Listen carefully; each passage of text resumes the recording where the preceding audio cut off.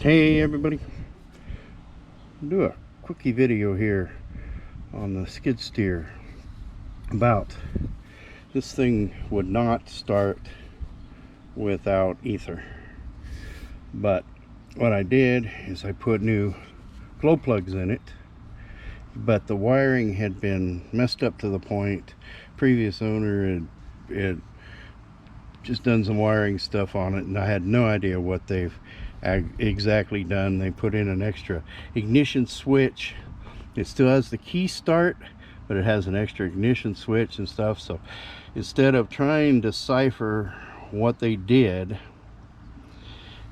because the glow plugs were completely disconnected, and then I pulled the glow plugs out and they were dead. There was like one of them that partially worked, so I put a new set of glow plugs in it.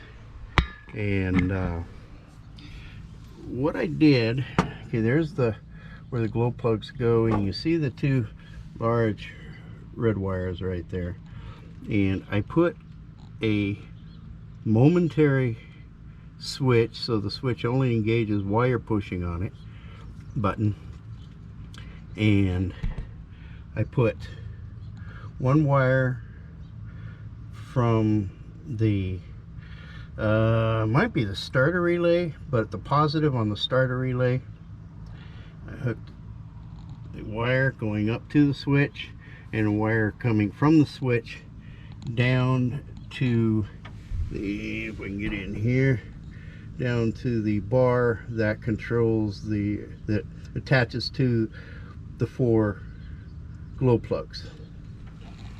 So basically it's just a solid 12 volts from the battery to the glow plugs through a momentary switch. So let's go ahead and we'll see if we can't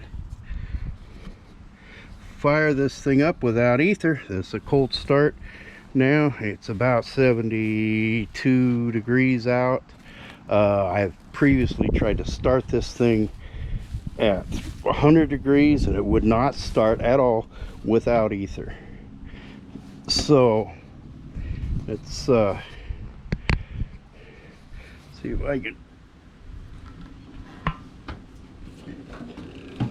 set this up. So what we have here in here is we have a switch they put in, so that turns the ignition on, and then up on top, there we go, you have the key.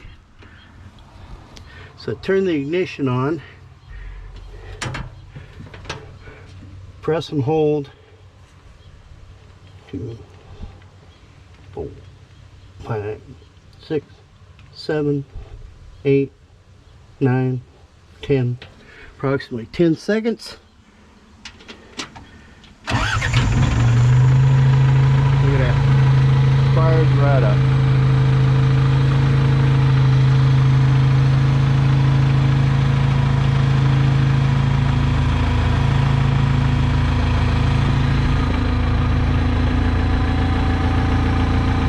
So that's it.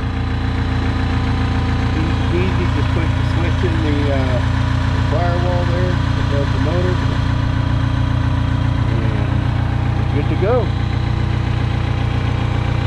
Alrighty, well, remember, don't ever run out of projects. Take care, everybody.